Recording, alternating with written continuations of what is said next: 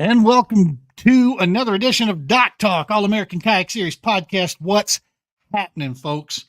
Hey, man, so we're continuing on our line of angler interviews here. Just a chance to kind of introduce you to some of the core players, some new players, this and that. These are anglers that have been with the All-American Kayak Series or around the series, if you will. This guy we have today, man, super excited. Had a chance to meet this OG at one of the a couple of the events that we fished together. I think it was Okoboji, I believe. We chatted for a while last season here. And I'll tell you what, not only is he one of the original, just core members out there in the kayak fishing community, he's one of the best human beings I've had the pleasure to meet and encounter. So let's bring the homie in here. Today we have with us Mr. Andy Moore. What's happening, Andy? How you doing? I'm doing great, man. Just kind of stuck in the middle here in Nebraska. I'd really would be loved to be walking on water right now, but looking out my door and there's open water, so I'm a little sad. But I make the best of it. I'm gonna probably fish a little bit in the kayak when we're done with this, but I'd honestly be rather walking on water right now in December. But so you're an ice guy too, then? Oh man, yeah. That's honestly, if I had to choose, I'd probably be ice fishing over open water. Yeah. Wow. Yeah, I'm a huge ice head. Love That's it. awesome. It sucks because I'm in Nebraska, so I'm on the southern edge of the ice belt, so I'm cursed. But I travel. Hey, I'm entertaining coming down to you, and I love fishing Antero. I love fishing Clear Creek, and I love chasing the lake trout down there. But I may go north here in a weekend, or I may just chill and get some stuff done. I don't know, man. It's hard not to fish, and it's just kind of right in that spot where I'm lucky if I can get 2 months here, but I'm kind of think I may be traveling here in the next week or so just to get that itch scratched. Dude, I feel you, man. I was sitting here trying to piece something together. I'm not totally ready to strip the yak down and go through the year-end maintenance where I do some welding on it, and clean up scratches and everything. And I'm not ready for that. And clean up scratches. Oh yeah. Sorry. Yeah, dude. I actually do. You should see my kayak, man. It's war. Make no mistake. I didn't say I was good at cleaning them up. Okay. But any big gouges or anything, I try to clean that up during my downtime. Character. Come on. It gives a little charm, man. Dude, that's because you're in shape, man. I need every slick advantage I can get because I got a lot of gravity in my ass that slows my yak down. Yeah. You and Tyler Cole. Hey, we talked about that earlier. That's what trucking does to you, Tyler. Now, right? put those donuts and breakfast biscuits down, buddy. Get on that treadmill. And the trolling motor. That's what the trolling motor did to you, buddy. See, I'll take any association with that dude right now. If it's if it's our belt lines or whatever, he's still in better shape than I am. True. Yeah, right. Probably. I don't know. No, I don't know. Tough. It would be a tough one. Right. No, man, it's it's one of those things with the I don't even know what the hell we were just talking about here. You totally derailed me. Sorry. Yeah. Nice I'm good at derailing hosts. Sorry, man. I think you just said, how's it going? Where I was going with this is I'm not ready to, finish everything out yet, but the closest body of water that we can go fish, like where I'm at out here, in all honesty, that's worth, the trip and the effort is about 2.5 hours away. We got to run down to Pueblo Res. Just because everything else up here, I mean, yeah, you can go to this place, you can go to that place, and you can, celebrate the 10-inch fish, this and that. I'm good, man. I'm good. Yeah. I don't need to go out and freeze for that, No, I'm with you. I hear you, but I mean, it's all relative to me. Doesn't matter. If I want to fish, I'll fish. I'll go hit they stock some of these little ponds in Omaha with little stalker trout. I'll just go over lunch and get the itch out and catch a little 10-incher. I was going to say, good. You just have to downsize your gear. Oh yeah, that's all. Oh, trust me, I'm in Colorado. I'm used to that. Oh yeah, right. Yeah. I was just telling a story last night when I was interviewing a guy, and the one of the best things, one of my real good buddies of the show of the True Patriot Outfitters, and my friend Josh Deal fishes Bassmaster in Hobie. he's a giant of a human being. He's like 6'7", 290 pounds, 300 pounds, big human being. And he and I are staying at an Airbnb. We were fishing Pickwick a couple of years ago. We're staying at an Airbnb together, and I'm underneath the carport and I'm rigging my stuff. He gets all done. He comes over and he's looking over my shoulder, and he's looking at the size of the tackling gear that's in my rod locker. And he's like, "Do you really fish with that size of tackle?" And I'm like, hey, Georgia guy. Yeah, we in Colorado do have to fish with it. Get out your reading glasses when you tie in a size 25 nymph, buddy. Dude, that's what I'm saying. Yeah. You're not going to be able to thread that 6-pound tester, that little eyelet. No. No, dude, it's he's from Georgia. They're slinging half and 3/4 ounce, jigs for dinks. No clue. It's like no clue. We're downsizing everything out here to put it together. I love it. It's and it's a big difference when it's readily available, right? I mean, when the access to the water is super close, it's so nice, man. You can get out, you can go do things. I lived in an area of Minnesota there for a little bit where, the river was only like 45 minutes away. It wasn't that big of a deal, so it was like, boom, I could be on the Mississippi. I was fishing lacrosse, the pools up there, quite a bit. Nice. And so it was a lot easier for sure. Yeah. Kind of sucks being in Omaha. I mean, all the lakes in the metro area, I mean, ebb and flow, some are, one's really good one year, so there's always one or two that you can go and do really well at. Some of the old ones, if you know them, you can always go. I mean, heck, like 3 weeks ago, I almost put up 100 inches in an Omaha metro lake, so it's just like, I mean, it can be crazy, but you got to know, I mean, I've fished these lakes for like 50 years. So it's just, you got to know, but it's hard. I mean, if you really want to have a decent, I got to go 2 or 3 hours too, if I really want to get a decent bite. And what is it in the water out there? Because I mean, in the kayak community specifically, Nebraska, man, has produced some hammers. Holy Moses. You guys have been making, waves out there, making noise from just, there's you, there's Marty, there's Christine, there's Brady, there's, 6 other guys that I'm horrible with names that I keep forgetting, but that are from, the Nebraska area that are on the national scene and, and tearing things up. It's just, it's part of, what is it? A way of life? Is it in the water? What the hell is it? I think a lot of it is just being, growing up in Nebraska, you're born into the outdoors, although Marty wasn't Marty, I think, is from California. So I don't know how I don't know his story completely, how he was immersed in the outdoors, but like me and a lot of these Nebraska guys, we've been fishing since we were born, and having the disadvantage of the lakes we have here really makes us honestly better anglers. If you gotta seriously go break down these mud holes in Omaha, I mean, a lot of them are just crap, but you find a way, and you're like fishing a Dead Sea, and you figure it out, and you're just the challenge, and it just really, it drives you. And a lot of us are multi-species fishermen here too, so that I honestly think that's plays a huge role in it too. Like I've chased every single species there is probably, and when I was probably 10 or 12, when Bassmasters took off and Bass and all that stuff, and the Bass Pro Shop catalog would come, and you're like 10 or 12, and it's just, then you kind of get towards the cool guys bass fish, so then I had the bait caster and all that, but I think a lot of it just, we're just immersed in the outdoors at an early age. We had fathers, grandfathers, so we're always fishing or hunting, so we just get really good at, we just get really good at it over the years. If you stick with it, and fishing's my passion. That's who I am, and then, I've introduced my boys and my girls and my son's, a huge fisherman now. He loves hunting. Like he's hunting right now, and I might go fishing after this, so he's in the fall we separate because I don't really hunt anymore after my dad died. I don't know. It's just weird, man.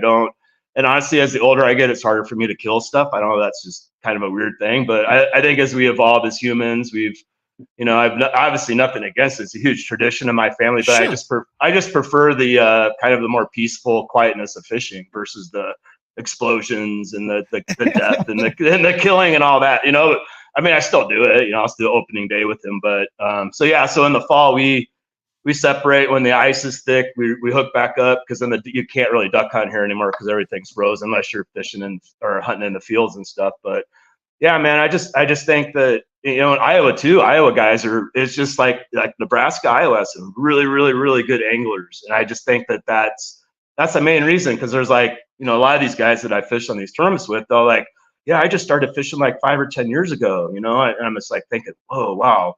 I'm way ahead of the curve in that. I seriously caught my first fish at like a year and a half old, 2 years old, so right. I don't, so you just figure it out. And when you're young like that, a fish is a fish. It doesn't matter what it is, bullhead, carp, bluegill and sunfish, the yeah. gateway fish. The carp was the carp was for me, because when we were kids, we had this duck pond. We'd ride our bikes down there, and it's like the biggest fish of the lake was a carp. We tried to catch that carp, and it fought. You hooked into that thing, it'd spool us, it'd break our line. Be stealing bacon and corn out of mom's, I was gonna say corn, cupboard. Yeah, canned corn. You could get it for 32 cents at the grocery store. Oh yeah, and you had bait for days. Oh man. well, unfortunately, my mom bought creamed corn, so we had to raid my friend's. He had the good Jolly Green giant corn.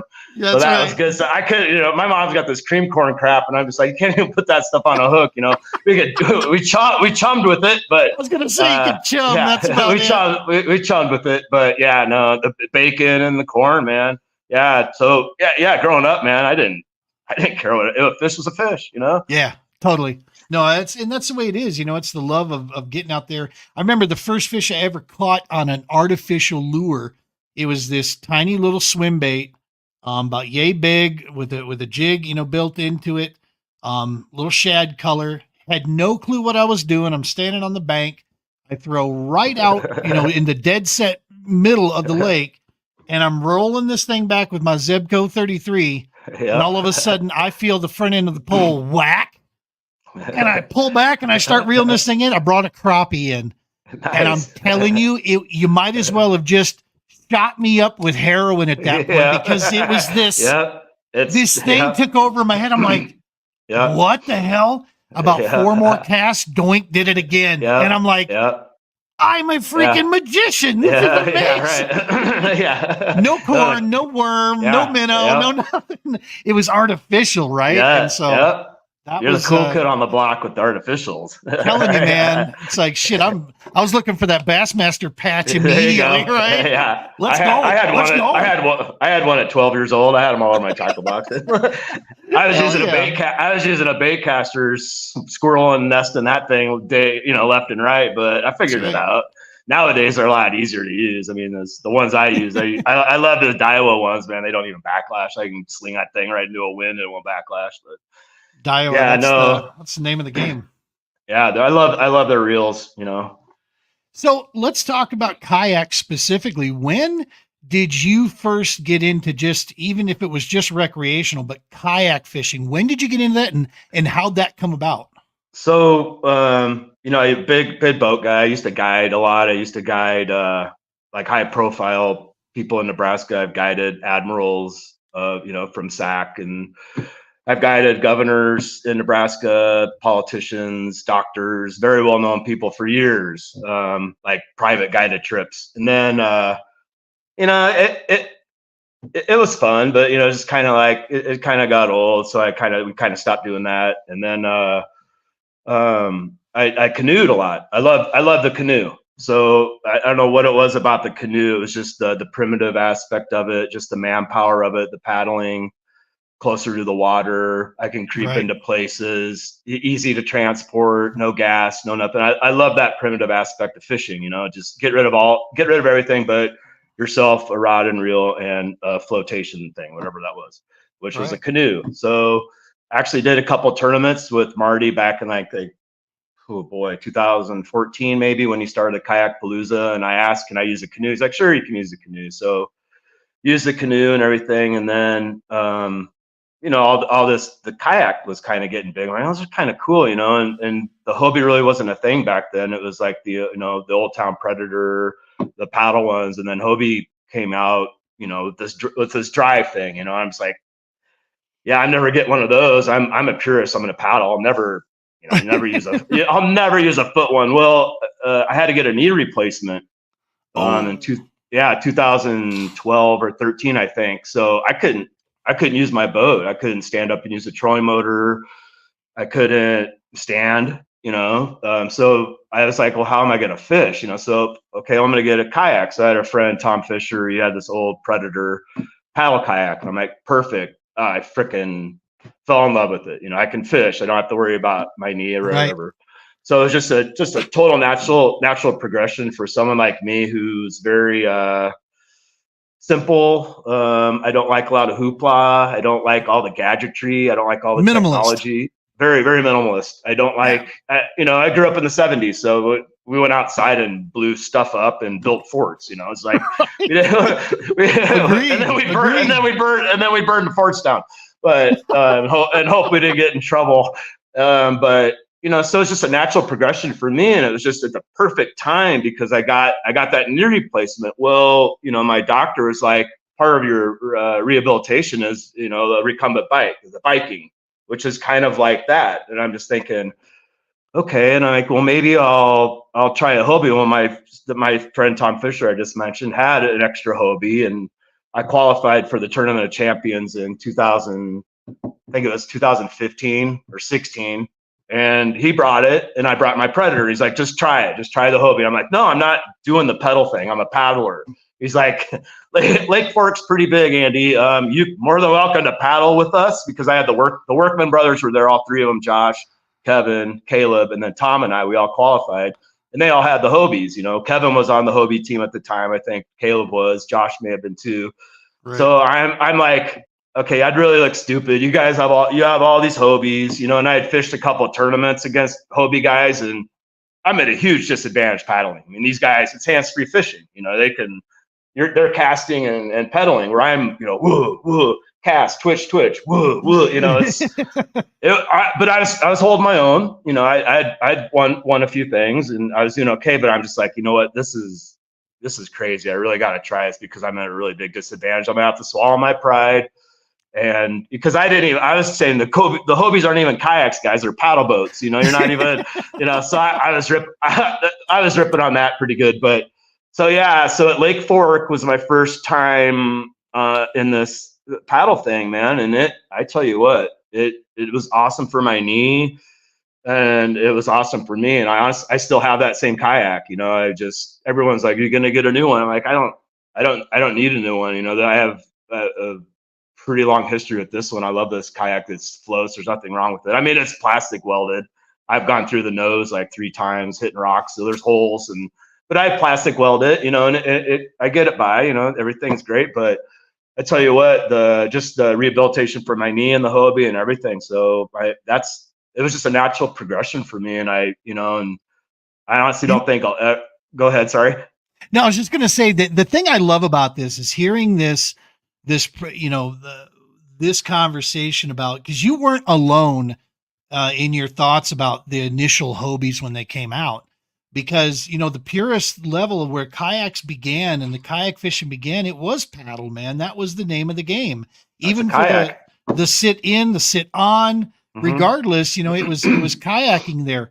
And so, when Hobie comes in and they introduce this like new whiz bang fangled, drive system of theirs that just continues to evolve and get better and better, and the thing is ridiculously efficient.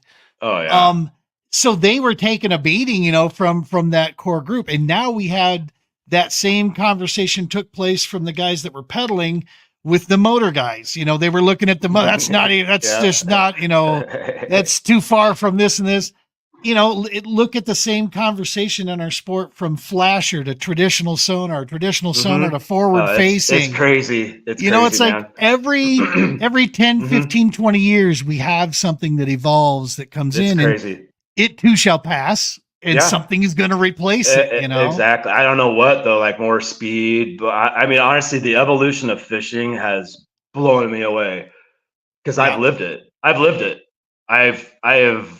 Seriously, I mean, I was born in 1970, so I have lived the evolution of fishing, and it's just past 10 years, 5 years. It's just crazy. I love interviewing guys older than me. This is so awesome, man. Thank you, Andy. I love you even more.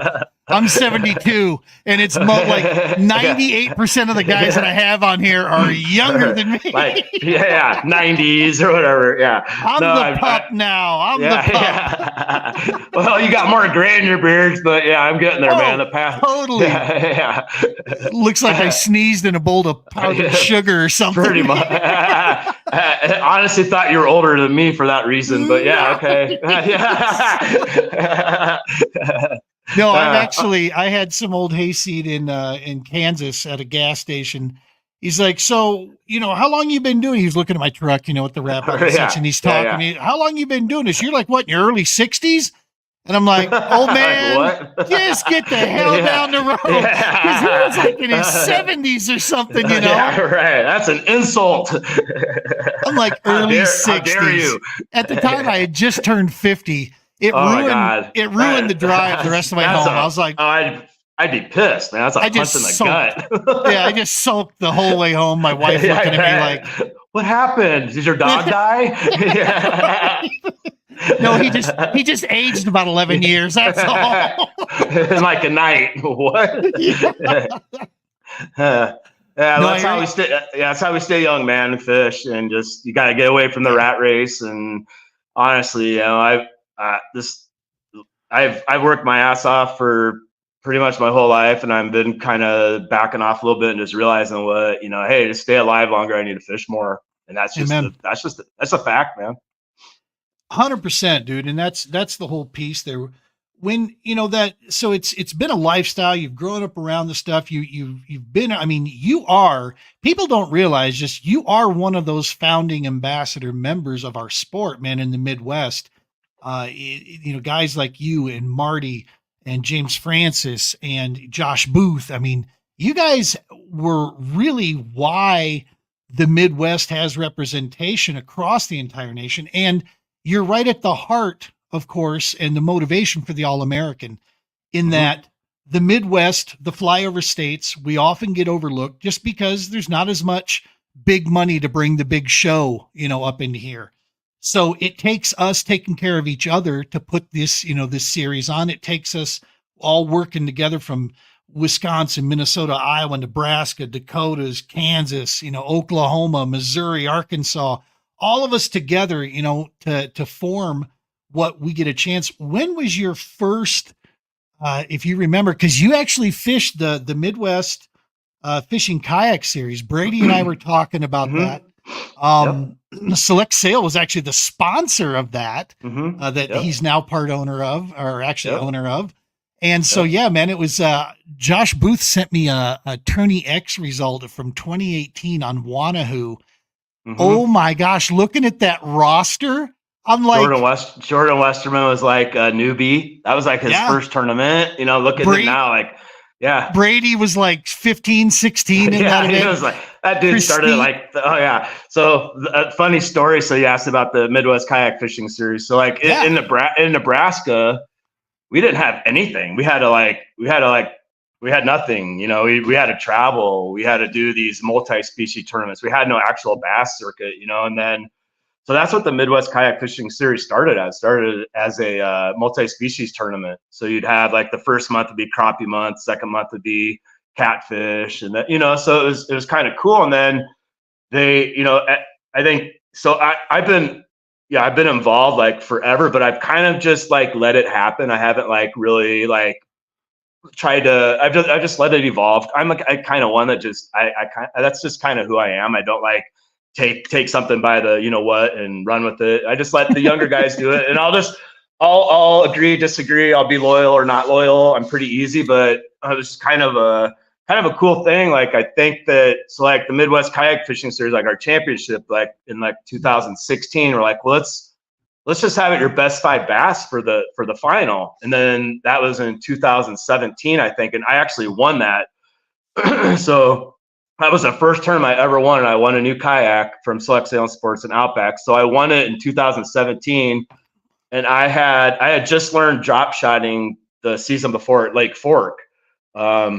So that tournament, I just drop shot. I slayed them. It was like a magical day when you like everything's going right, and I won it and won the kayak. And then so the next year, they all got together and we're getting rid of the multi-species and we're just making a total bass circuit. Like, everyone like Hobie was and everyone else was, other states were starting to do. So we finally, but it still wasn't, we still didn't have just enough Nebraska anglers to do it. So the Midwest Kayak Fishing Series in 2018 had Joshua Booth, had Tyler Cole, had Jordan Westerman, had all these guys from Iowa, had guys from Kansas, John Morse, some of those guys.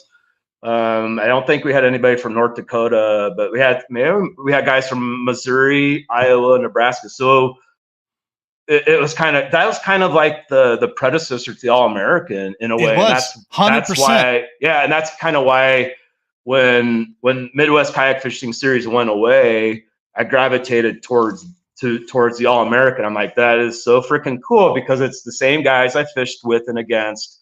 Yep. Cool guys, it's hardworking, normal, good guys, good fishermen, and it was a circuit that would be centered, more Midwest because this Hobie stuff, man, I could do it, but do I really want to drive 20 hours to a tournament? No. Right.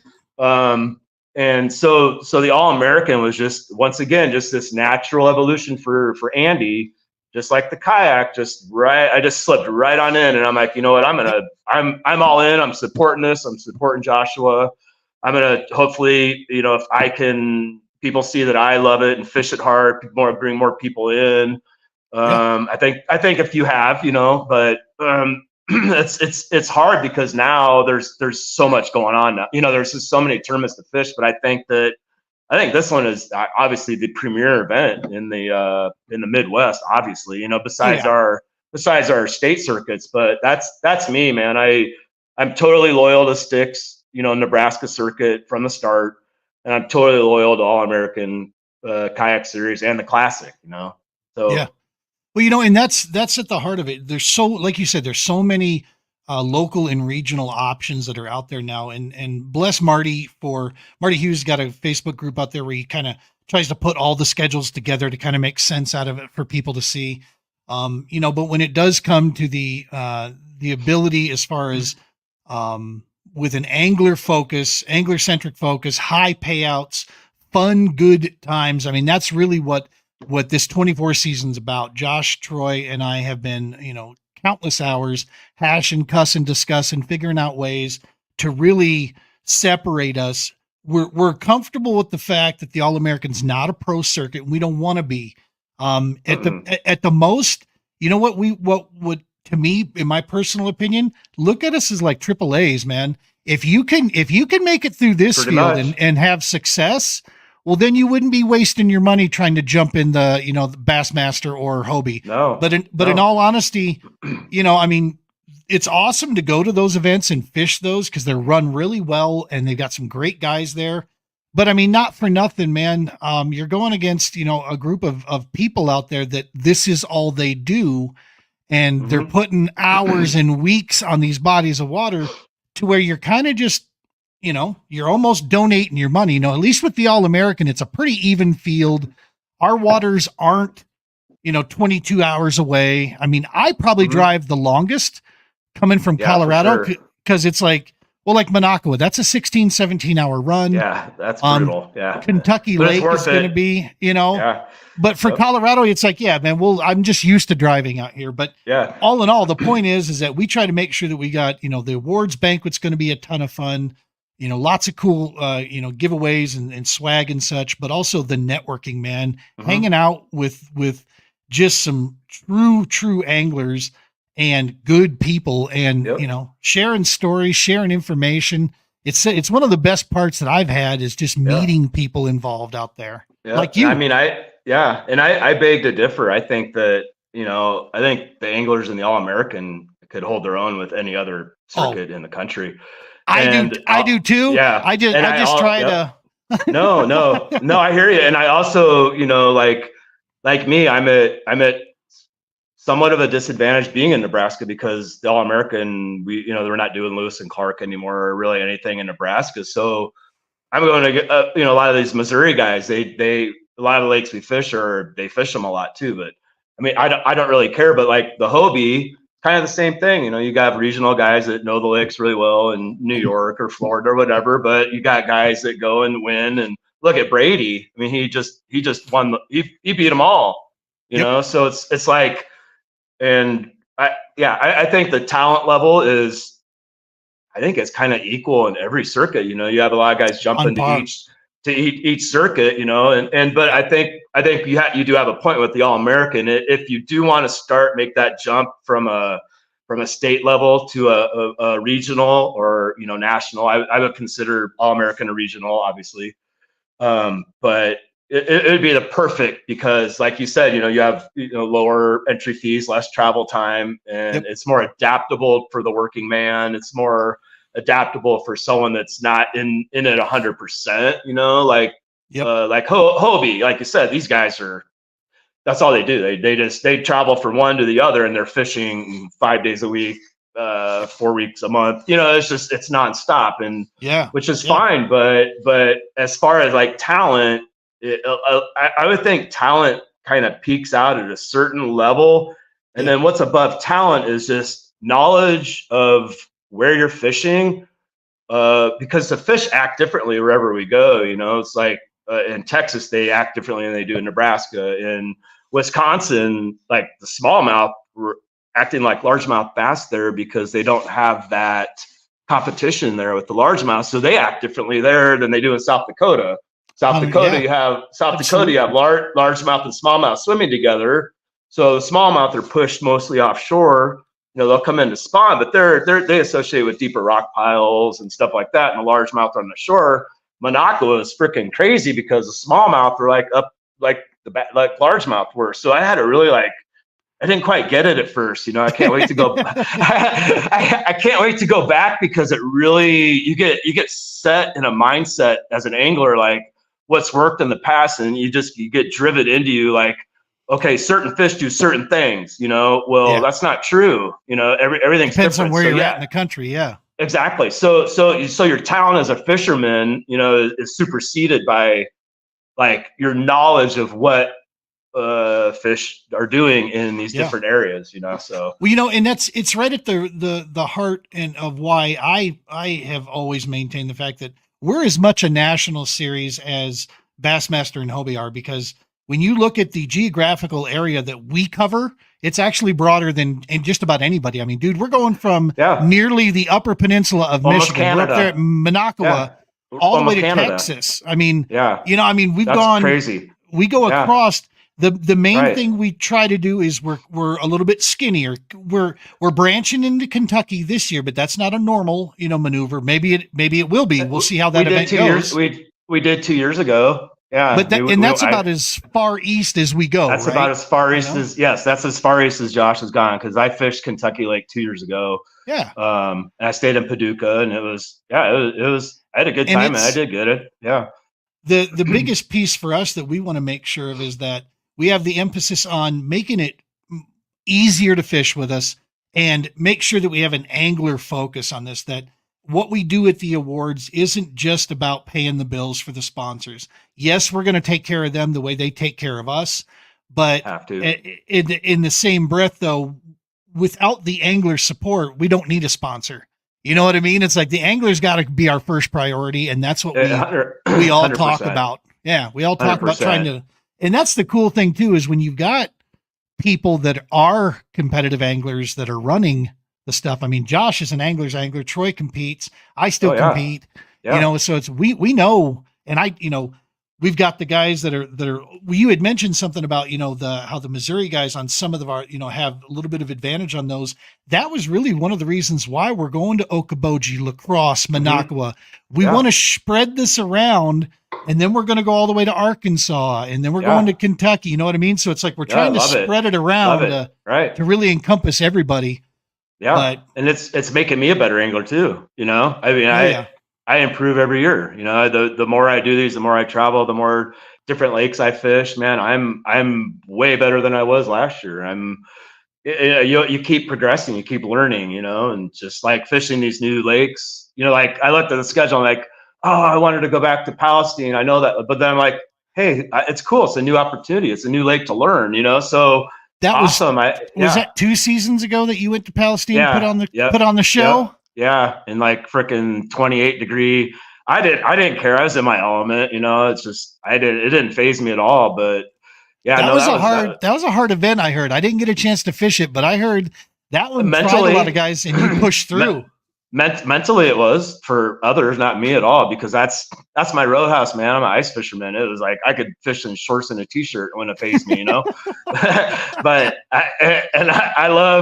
I'm really good at catching fish when no one else can, if that makes sense. Like just the subtleties, the finesse, the just really super focused on catching fish in tough conditions.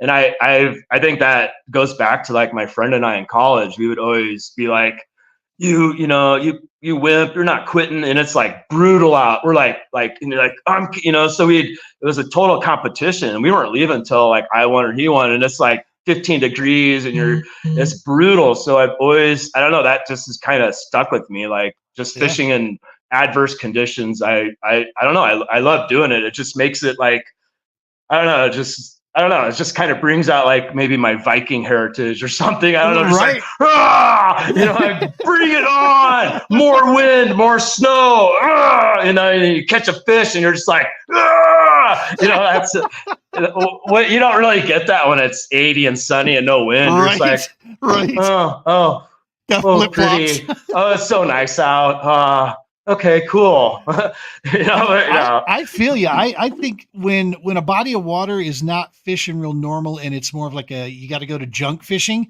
I feel like I excel at that. I love junk fishing, man, because that's probably my biggest downfall is I junk fish too much. I'm just constantly moving between stuff. Yeah. No, I just a lot of people do.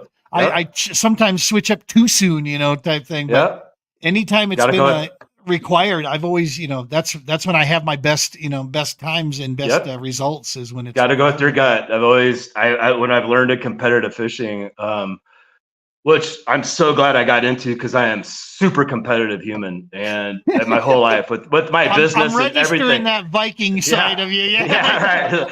So it's just like, it's really helped me. Like when I first started, like when I would lose, I'd be destroyed.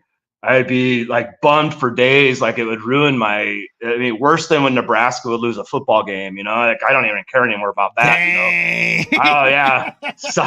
Sucking. But it's like, I seriously couldn't function. My wife was like, what is wrong? It's just fishing. I'm just like, I just beat myself up. So it's like, as I've done this, it has helped me so well to lose with grace and to lose and embrace it and learn from it. And like, okay, well, what did I do wrong? What could I do again? And that's the best thing in these tournaments. You're driving sometimes 8-9 hours. And if you lose, you're just constantly, you can't beat yourself up too much, but I give myself maybe a few hours. Like, what am I going to do if I take some notes and then I move on? But I apply that to the next tournament. But tell you what, the competitive fishing has really, really helped me. It's helped me balance, Dude, one of the things I learned even back in the boat days with this is that it takes such a perfect storm of conditions to come together to formulate a win in our sport. There's a 100%. Reason why you watch on TV. It isn't just because it's at the elite level or it's at the Bass Pro Tour level. It's not because of that, but these are grown ass human beings that have, hook scars all over them. These are some very, very rough and weathered individuals. There's a reason why they break down into tears when that time finally comes for them. When you do the math on it, hands down the greatest tournament angler that we've seen in our generation out there, maybe in the sports ever seen, is Van Dam, right? I mean, the numbers just don't lie. In tournament angling, he's put it up. He's the GOAT. The GOAT fished for 31 years competitively, under 30 major wins.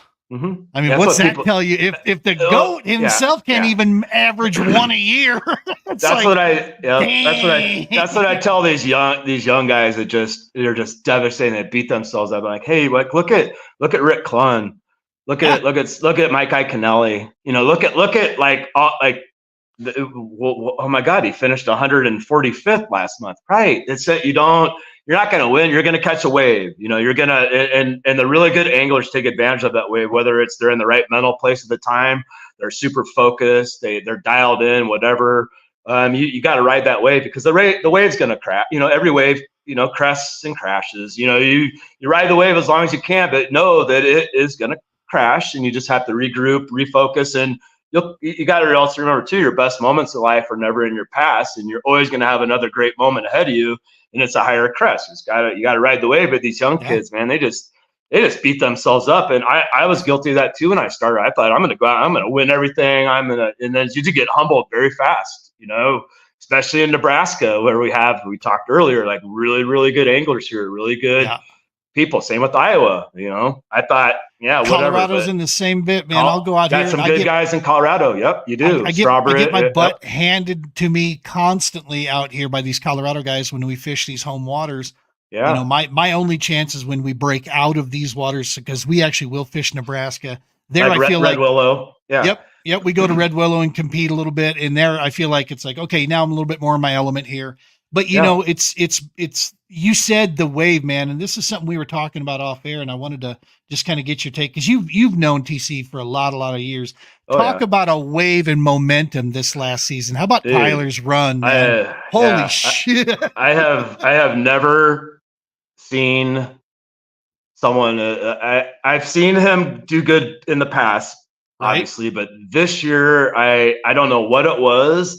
He must be obviously, you start with your mental, like, are you in a good place in life? How are you good? You're feeling good. The mojo, that's where you start is your mental state. If you're feeling really good, you got that going, great. You're going to do good. But this dude, like we were talking, he is so dialed in this year, or was, because now it's a new year. And I wish him, I hope he is, because it's really cool to see when a competitor and a friend is doing really well, because you enjoy their successes with them.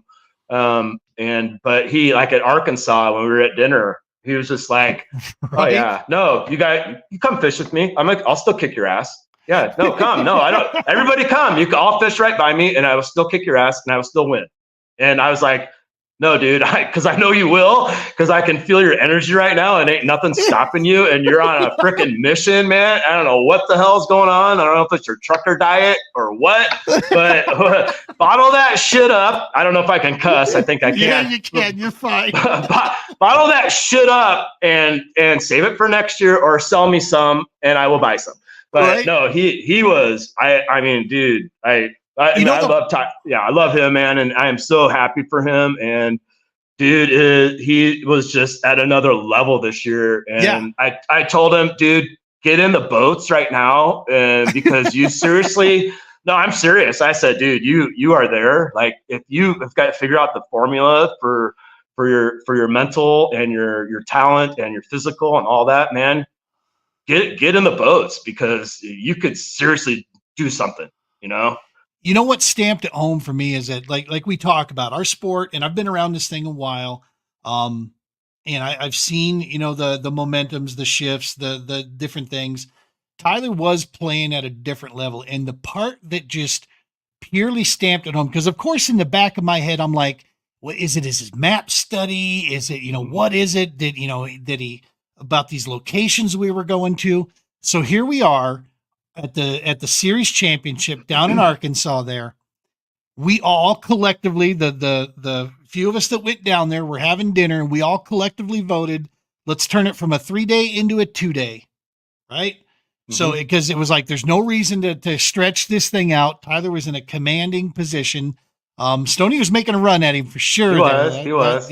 But I was too, but it's just like, I'm like, I mean, I don't know if I can handle another day in that swamp, but right. So we all vote to turn it into a 2-day, and then I don't know who it was at the table, but someone brings up Bussy Break, and we all start looking at it on our phones, and we're like, bro, there's like double-digit fish in this water. There's some good ones in there. MLF went there, and then we look at the map, and we're like, dude, it's only 30 minutes away from us. It's a half hour away, I know. Yeah. So we all vote that for Sunday, we're going to go there and we're just going to have a friendly, impromptu. So keep in mind, nobody knew we were going there until Friday night.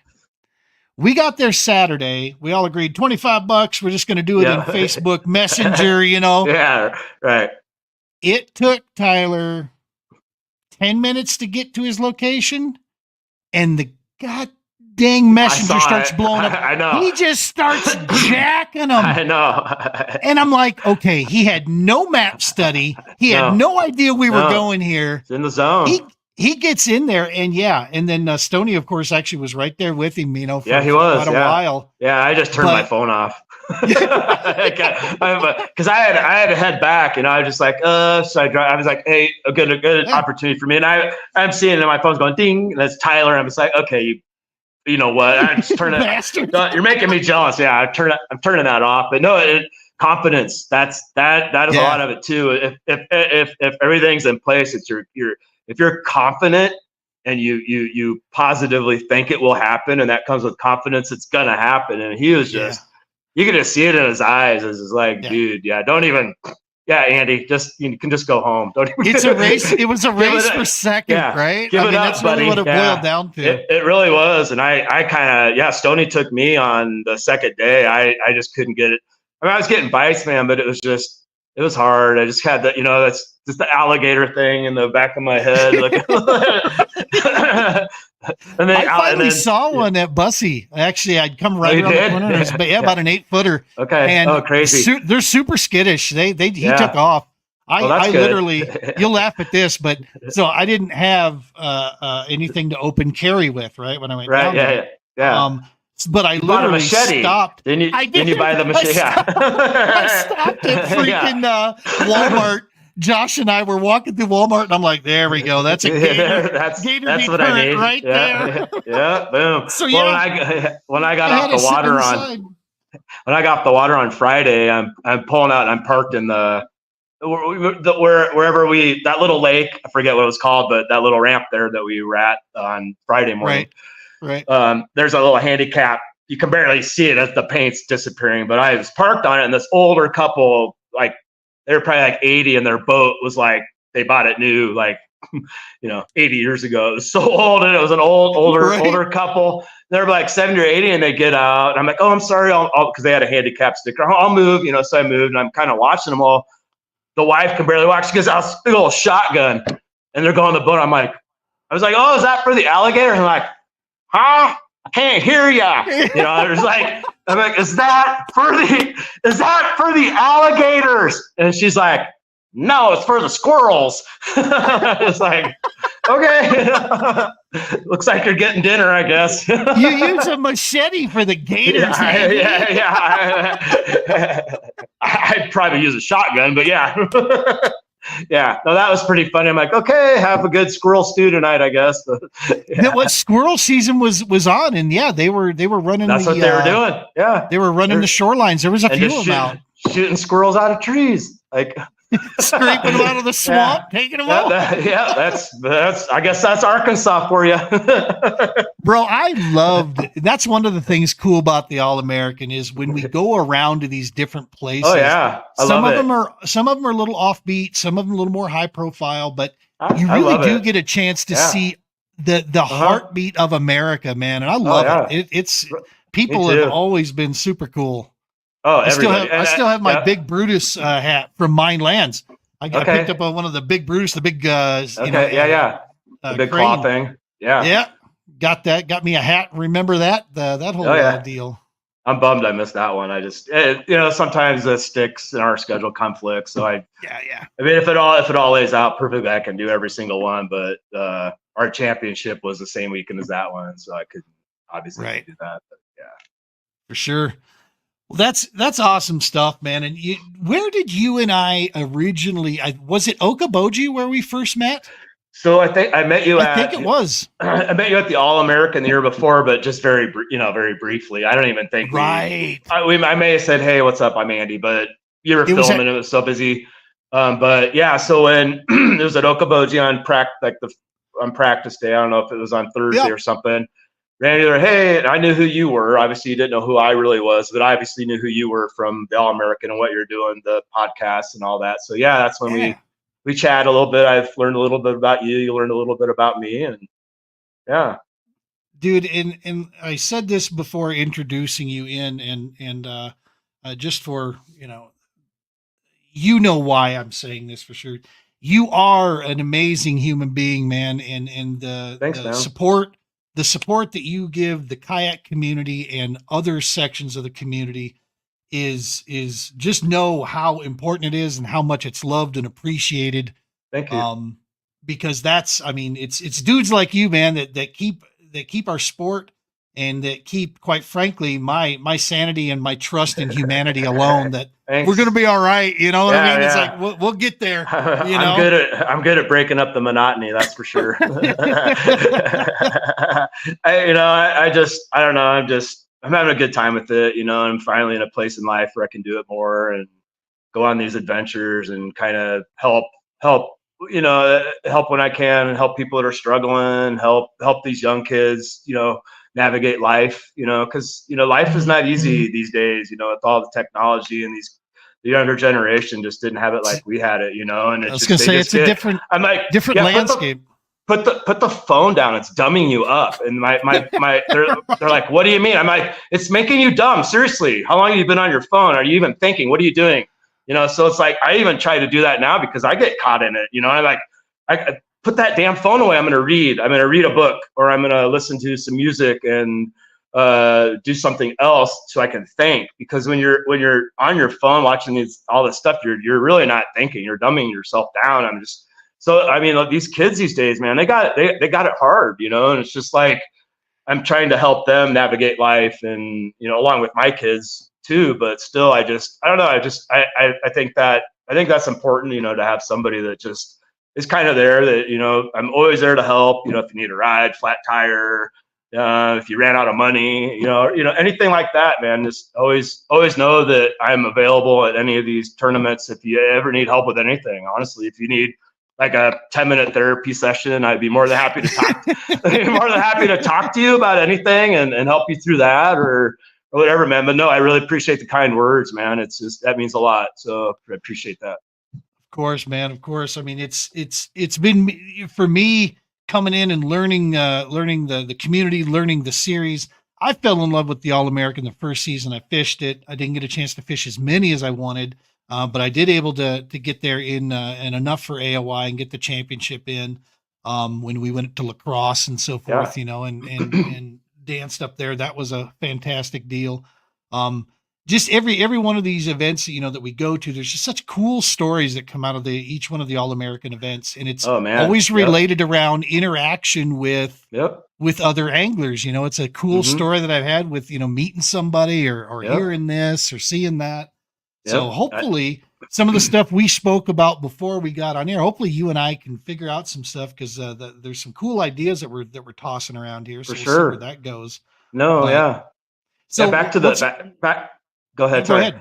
No, you I was just say back to the stories. You're totally right. Like I write a blog or a recap after every tournament, man. Some of my best stories and recaps are just my experiences on the All-American stuff. I've had some good ones. I've had some bad ones. I had a really bad one at lacrosse. If you read that one last year, oh man, you can go back on my Facebook and look it up. It was just I got approached by a homeless guy that was obviously off his medication, and I do remember this. Yeah, so I've had some really good experiences and some not so good experiences, but every one is an experience and every one is a life lesson. I learned a lot from that experience, because back again to the balance, I would have snapped 5 years ago and I'd probably be in jail, but I just, that really needed to happen to me at the time to realize, is it really worth it? Is it, and then like Okaboji had a great story, because this little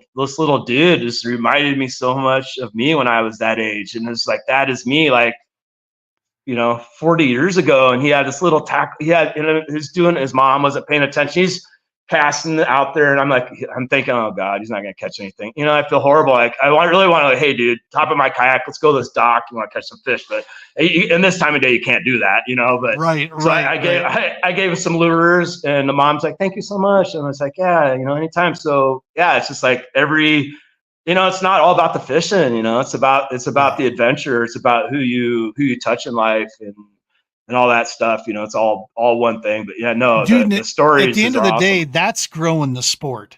Eric 100%. Ali of Eagle Claw and I spoke about this, and he really brought this into light, really opened my eyes to this aspect. Is we can all talk about growing tournament fishing and increasing this. We can say that's growing the sport because it kind of is, but if you truly want to impact our sport, it's in the youth, man. It's in those kids. It's introducing 100%. Kids just not to tournament fishing, but to the outdoors and just fishing. Show them other things. Yep. Absolutely. And their phone. And Marty is really good at that. We have a lot of youth events in Nebraska.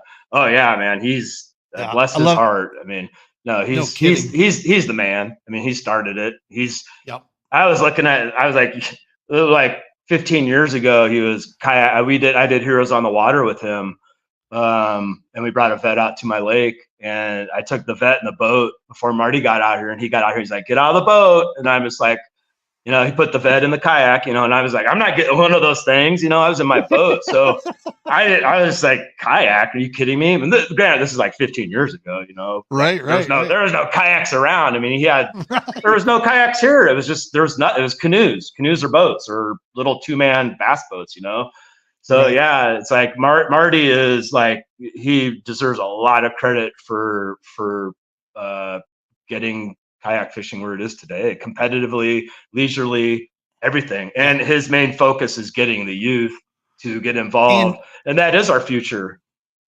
And he'll tell you it's, he's just been doing it there in the Midwest, and there.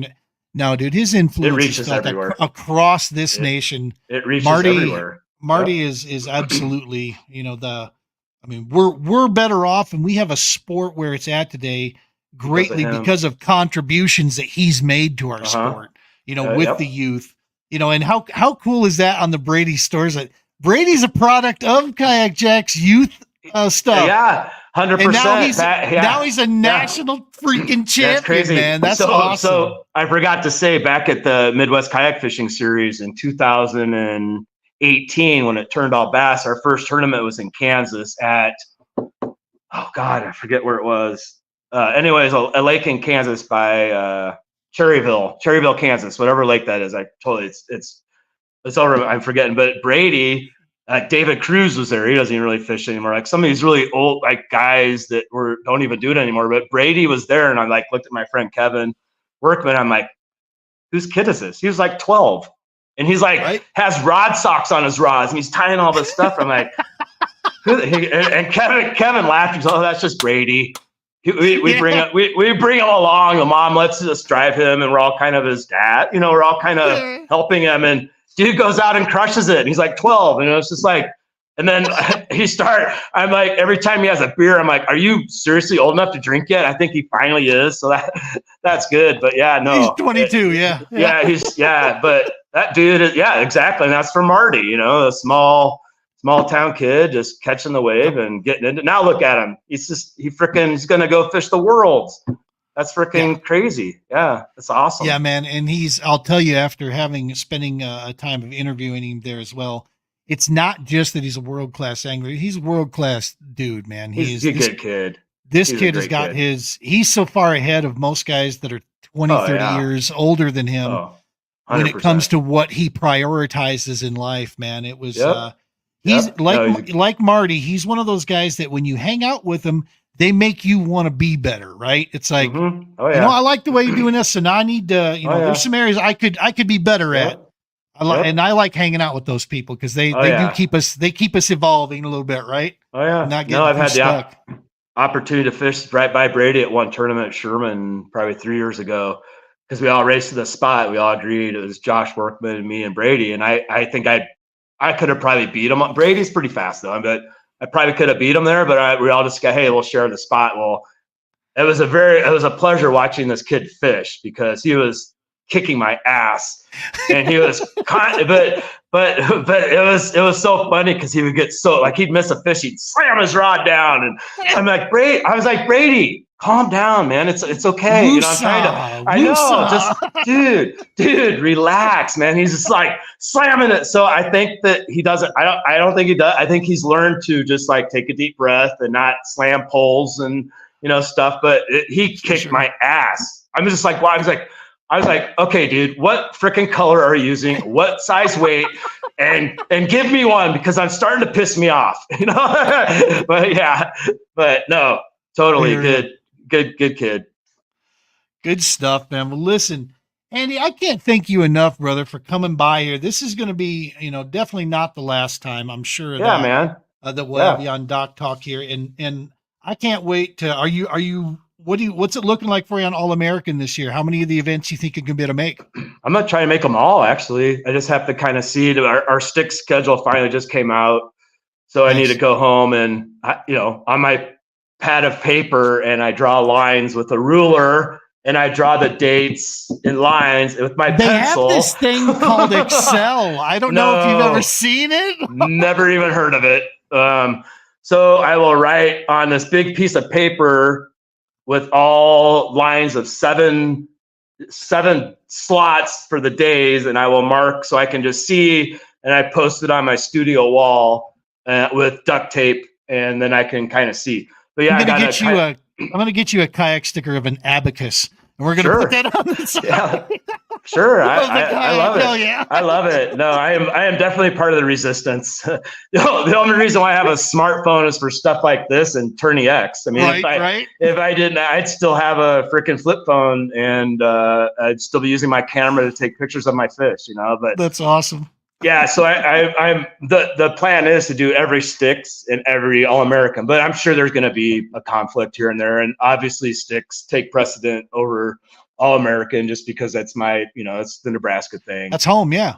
It's home. 100%. So, but hopefully, and our directors do a really good job because they know how much the All American means to me, and it means to a lot of us in the Midwest. So they try not to overlap, and they do a really good job with that, but there's only so much they can do. There's always maybe one. Last year I got really lucky because there was only one tournament that there was a conflict. So right here in Colorado, the Colorado Kayak Bassmasters that James Strawbridge runs, he purposely held tight until he could kind of see some of the other series with the schedules that were coming out, so that he did the same thing. He wants Colorado guys to have a chance to fish the All American stuff. Right. And so he basically, tried to do his best to maneuver that schedule around. That's good. To position it, so it's good stuff. What are the thoughts moving forward to move an event or two more west? So Colorado has more of an advantage, or maybe that'll evolve in time. I know Colorado has some, we have McConaughey, with good smallmouth. But, I don't know. I don't know if Josh has ever thought about that to try and help, or I don't know, South Dakota even. I can tell you, in the state of Colorado, to be able to put on a national event, one of our clubs in this state is very, very big, and it's not uncommon that they put 50 to 60 anglers on the water. Really? And they will tell you that that's a lot of anglers to put on any of our bodies of water. Now we have the square footage. We have the square footage, like you say in Pueblo or Horsetooth. Right. The problem is there's like 5-6 areas that are going to produce. Yeah. Right. It's just such a pressured system out here of all man-made, waters. Super clear. Yeah. I mean, there is the opportunity that should, a really wet spring and we see a big runoff and, we get some water pushing up, then, these places can open up a little bit. But hands down, probably our most productive fishery in the state's Pueblo Reservoir. Right. There's a lot of different ways to fish that one. You can get greens and browns there, Now, is that by Manitou or Colorado Springs? Where's that further south in the Springs? That's the one I was telling you. It's like 2.5 hours from the metro area here. Okay. Well, like 6 hours then with traffic there, because traffic there sucks. Right?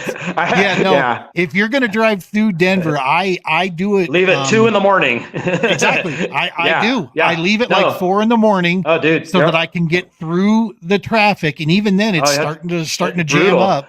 No, I had to do a job at the old airport. What's Stapleton? Stapleton. Yep. So I drove down and did a job for one of my clients. They built a house there, and literally I stayed at a hotel, like seriously, not even a mile away. And it literally took me like an hour to get there, a mile.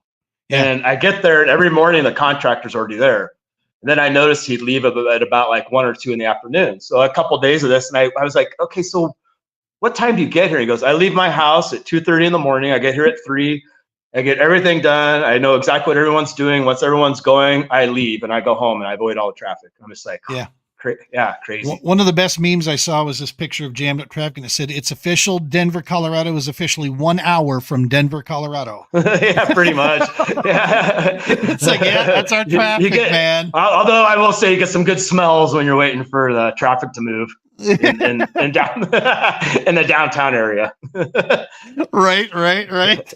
I suppose if you like that sort of thing, right? Yeah, whatever. Yeah. The devil's lettuce. The devil's lettuce. I call it hippie lettuce. Right. Well, good stuff, man. Well, I'm stoked to catch up with you, grab some dinner when we're out there.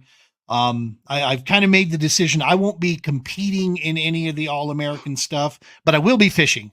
If there's a local club event that's going on Saturday, I'll probably jump in that one. Probably. Well, good. Because I want to stay for me.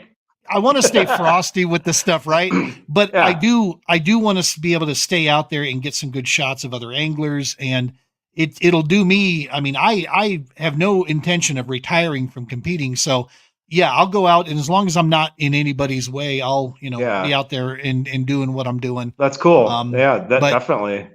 And there'll be a lot of double dipping. Yep, a lot of opportunities. I think a lot of the circuits hop in. There's always. I was going to say it's been a big part of what Josh, Troy, and I have been working on behind the scenes is trying to coordinate with the local clubs because we want them to come in get a taste of what we do. Yeah, have the advantage of using our awards ceremony, set up. They can use, the facility that we arrange, and in turn, all we ask is just, hey man, promote it out there, and help us, pick up our, our entries as well. And it's a cool opportunity for everybody. That's awesome. Yeah. It's just hard. Yeah. Sometimes it's hard for me to just, my biggest challenge is the technology, obviously. So the submitting, and then when you have to do two tournaments, and then oh god, it's just so that's kind of why I don't do it sometimes, is because it's just so much easier to have one. And it would be cool to be able to submit and then select. Right. Well, select those, Dwayne, in that order. Is Dwayne Wally watching?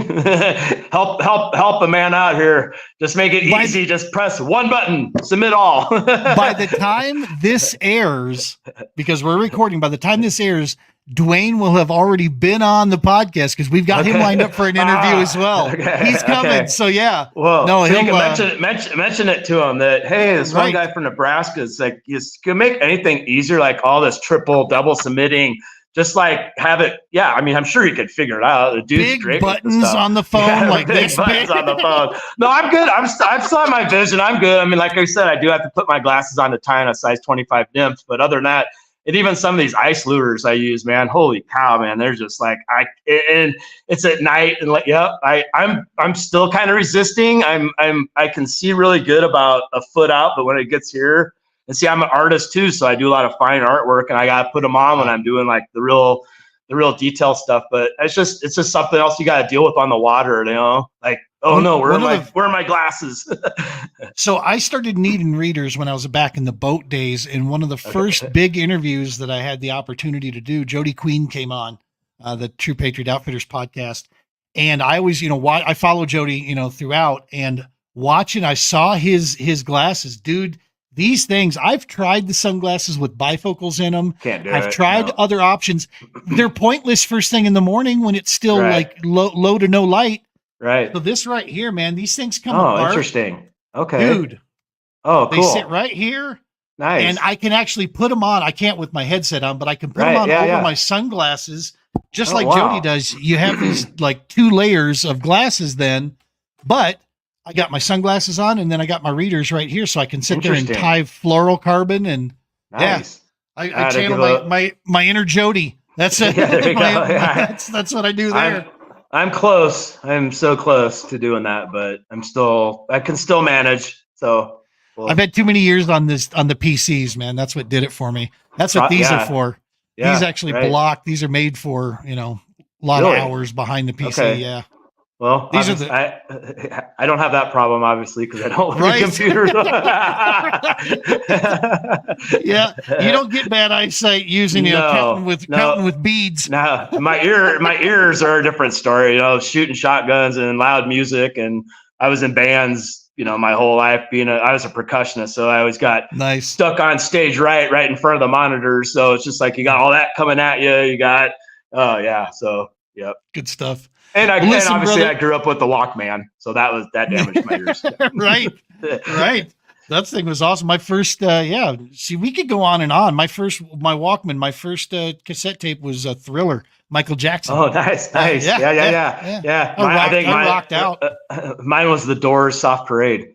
Nice. Yeah. Nice. Good stuff. I had an older brother and sister, so I got turned on to really good music, so that's good. Got that influence, right? Yep. Well, listen, man, I can't thank you enough again for taking time out of your day, coming by here, chatting with us, sharing some cool stories. I know we could go on like this forever, but we'll go ahead and wrap this up. You hang tight for me after I roll this thing out of here. You and I can chat offline. But again, brother, thank you so much. We appreciate it. Yeah. Thanks for having me, man. I really appreciate it. Bet here, folks. Make sure to smash that subscribe button. That's a big help for us here at the Doc Talk. Helps give more exposure to the series sponsors and the anglers, of course, and their sponsors that are out there. So hit that follow, hit that subscribe. As always, guys and gals, tie lines, be safe.